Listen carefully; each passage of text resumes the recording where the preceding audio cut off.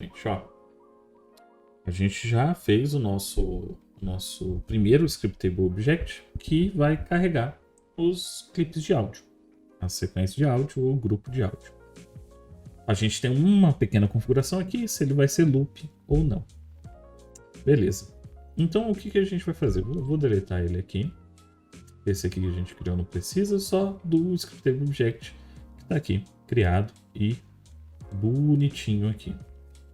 Bom, agora a gente vai partir para o arquivo de configuração do nosso Scriptable, do nosso áudio, né? A configuração. Toda vez que eu demandar tocar por meio de um monobehavior chamado AudioQueue, a gente vai demandar com uma configuração específica. Então a gente pode criar diversos AudioQueue e adicionar vários assets que representam esse grupo, adicionar um, na verdade, para cada um deles, e uma configuração diferente. Ou às vezes a gente pode repetir os clipes, mas com configurações diferentes para momentos diferentes, para efeitos diferentes que a gente quer dar no nosso jogo.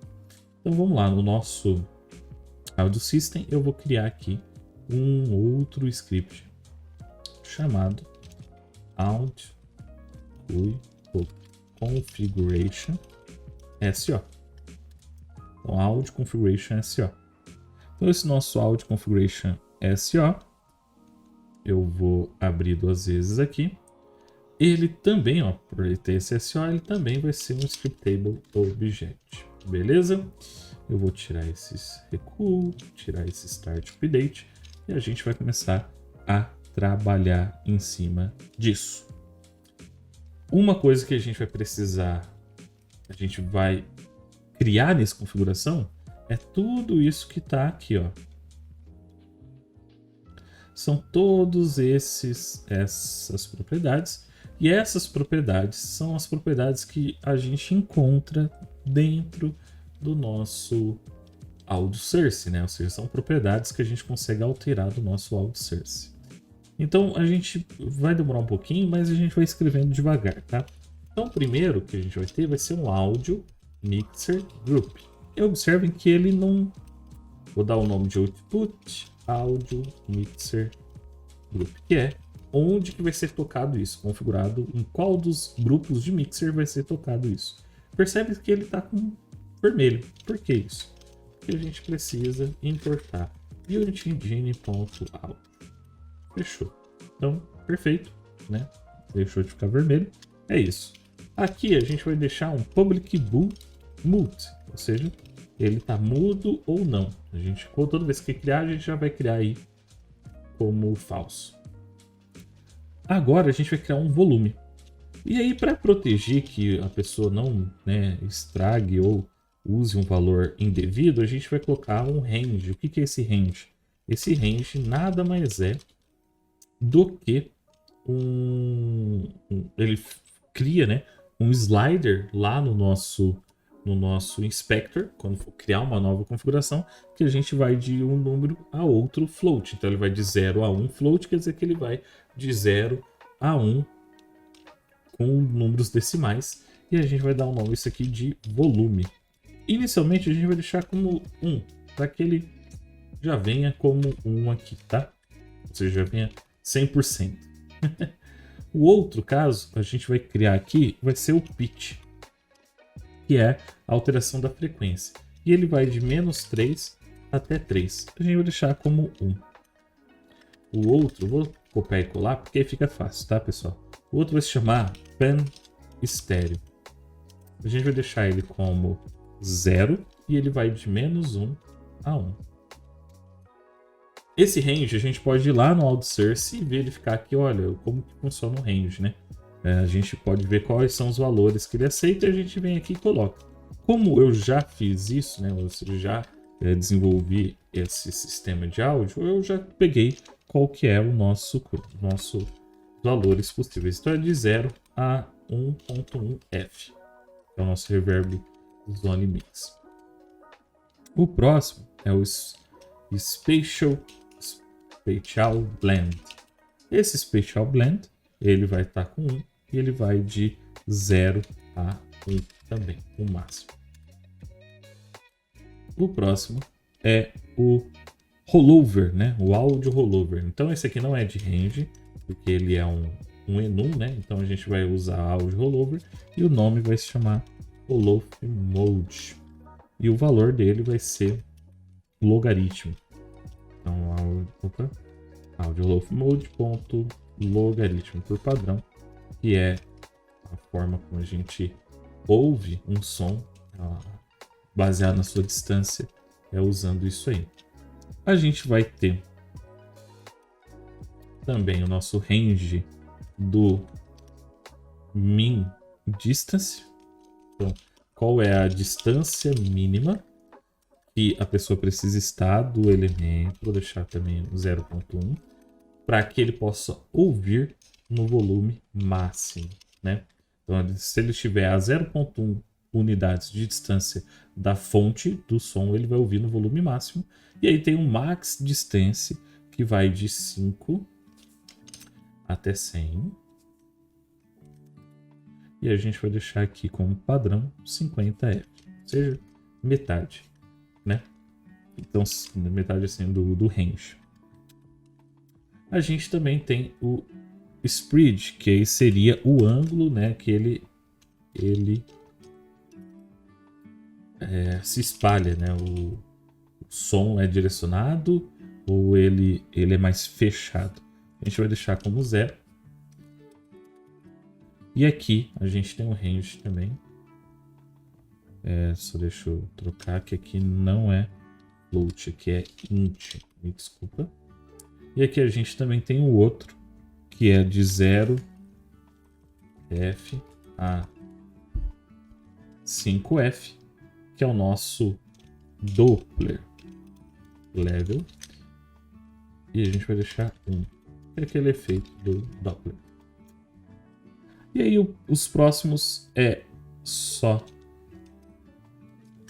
os booleanos, né, que a gente já deixa como falso.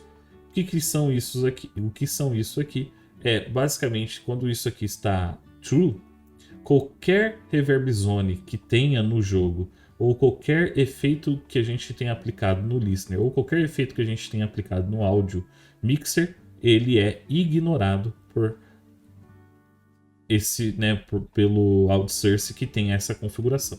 Então, aqui a gente está configurando algumas coisas, já deixando como falso, e se a gente quiser, a gente pode criar o formato que a gente quiser, né? A gente pode criar uma configuração com true ou deixar como padrão, que é o false.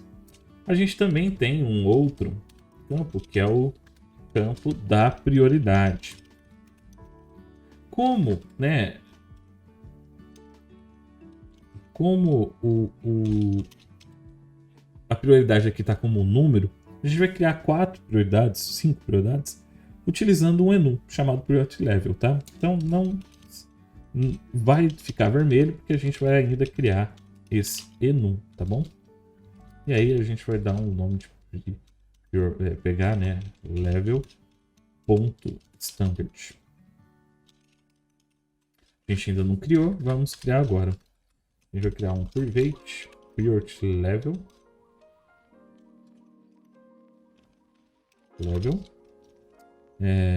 Enum, desculpa, private enum. Priority level. E aqui dentro a gente vai dar um highest igual a 0. O high igual a 64.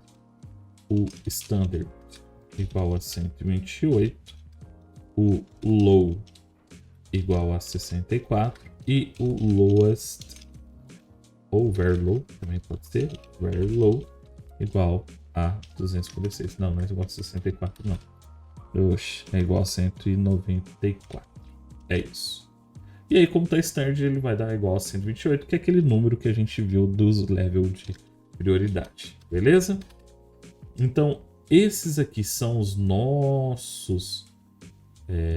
as nossas propriedades que a gente vai configurar. Toda vez que for tocar, a gente aplica essa configuração que estiver vinculado ao AudioQueue, a gente aplica aqui ao AudioSource que vai tocar. Para isso, a gente tem lá um método que não retorna nada, que é public void apply to. E aí a gente passa para ele um áudio source. E aí eu vou dar um nome de áudio source. E aí a gente vai aplicar as propriedades aqui. Então, áudio source, ponto. Aí é o nome da propriedade. Áudio source, ponto, o nome da propriedade. Vou copiar porque senão fica muito grande, mas vocês podem fazer aí no projeto de vocês. Então tá aqui, ó. Perfeito, né? Fez o output, o multi, bypass.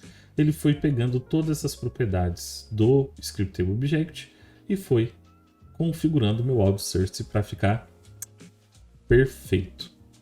Ok, se a gente voltar para cá, então a gente tem o Audio Configuration SO, a gente acabou de criar, mas ainda falta fazer um negócio nele, tá? E a gente tem o Audio Queue que também a gente vai mexer já já. Mas o que faltou aqui, pessoal? A gente criou o nosso Scriptable Object, mas a gente não criou o menu para ele. Então a gente vai ter que, não, Create Asset Menu, passar o File Name, o nome é New com Audio Configuration, e o menu name é igual a Audio Configuration.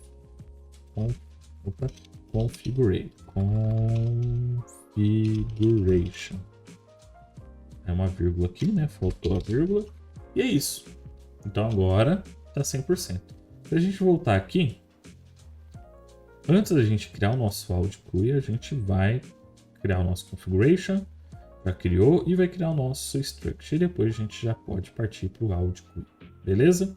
Então o nosso Audio Queue aqui é o nosso struct. O que a gente precisa saber aqui a fazer, ele é uma struct simples que vai carregar dois valores, um inteiro e um inteiro, que vai ser como se fosse um índice ou uma chave, e o Audio Queue SO, que aquela chave representa, ou que está sendo tocado. Então vamos lá, vamos criar aqui um novo. Olha só o Audio Configuration aqui aparecendo, olha o Audio Queue aqui, bem legal, né? Então vamos dar o nome de Audio Queue aqui. Clicar duas vezes e tá lá. Então ele não é uma classe e ele não estende de mono-behavior. Ele é uma struct. Perfeito. Ele é um struct e ele possui duas coisas. Ele possui um método estático, que é um Audio Queue que a gente vai dar o nome de invalid. Por quê? Porque é quando a gente quer comparar se ele é inválido ou não, em vez de comparar especificamente com algum, a gente sempre pega esse inválido, que ele vai me retornar um Audio Queue que tem um valor de -1 e nulo, ou seja, é um Audio Queue inválido. Observem que ele deu nil e ele ele está vermelho porque a gente não criou um construtor padrão, tá? Então a gente vai dar vai criar aqui um internal Audio Queue aqui, passando para ele um inteiro de value e um Audio Queue. Um Audio Queue SO, um Audio Queue SO, né? Ou é só Audio Queue mesmo. Perfeito. Então aqui ele já consegue funcionar. Só que a gente precisa criar essas variáveis. Então, internal int value internal Audio Queue SO.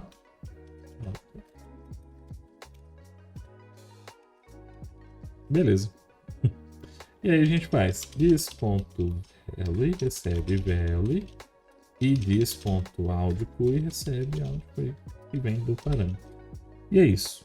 A gente tem aí o nosso primeiro struct que representa um audioQueue que está sendo tocado. Aí, como é um objeto, né, uma struct na verdade, que possui dois valores, como que a gente compara se ele é igual, né? Como a gente compara se os valores são iguais?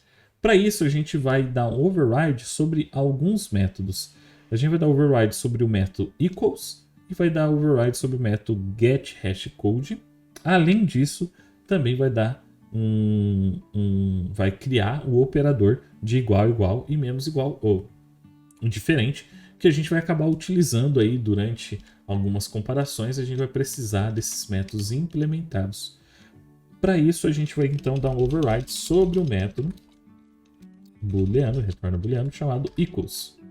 Em vez de dar um return base, né, a gente simplesmente vai dar outra pergunta. A gente vai fazer outra pergunta. A gente vai perguntar se o objeto que eu estou tentando comparar é um áudio aqui, ele vai chamar de x, e o value é igual a x.value, e o áudio QI é igual a x.áudio QI. Se todas essas condições forem verdadeiras, eu retorno que os dois objetos que eu estou tentando comparar são iguais. Também vou dar um public override sobre o método getHashCode. O que é esse getHashCode? Ele me retorna um código que torna esse objeto, essa instância de objeto única. Então, para isso eu vou fazer value.getHashCode de um inteiro, operador de... Deixa eu lembrar qual que é esse operador. Esse aqui é o operador de ou exclusivo. É short, eu acho. Eu acho que é short. Eu vou conferir.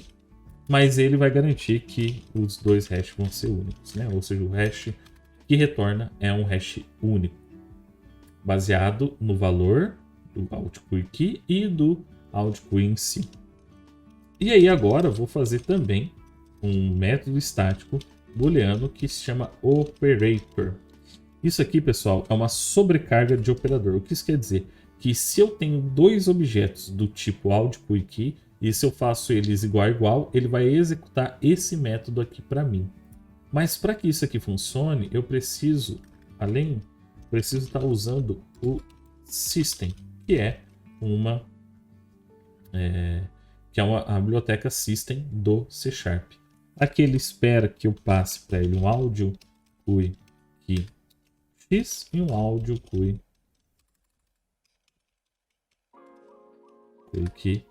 Y. E aí eu tenho que fazer a comparação entre esses dois elementos. Então eu vou dar um return do x.value igual a y.value e o x.audioQI é igual ao y.audioQI. Se esses dois, né, se essas duas coisas forem verdadeiras, eles funcionam. Parece que ele está dando algum problema. Ah, beleza. Aí ele não está dando certo porque ele precisa do seu contrapartida, que é o negativo. E aí, basicamente, o que a gente faz é isso nega o x igual a y. A gente só nega o igual. É isso. Então, é isso, né, pessoal? A gente conseguiu já construir parte, né, desse lado. Ou seja, a gente já fez todos os arquivos que o nosso AutoQui MonoBehavior vai precisar. Então, desse lado aqui, só falta o AutoQui. Eu vou deixar isso para o próximo vídeo. Eu agradeço por vocês terem assistido até aqui e até a próxima.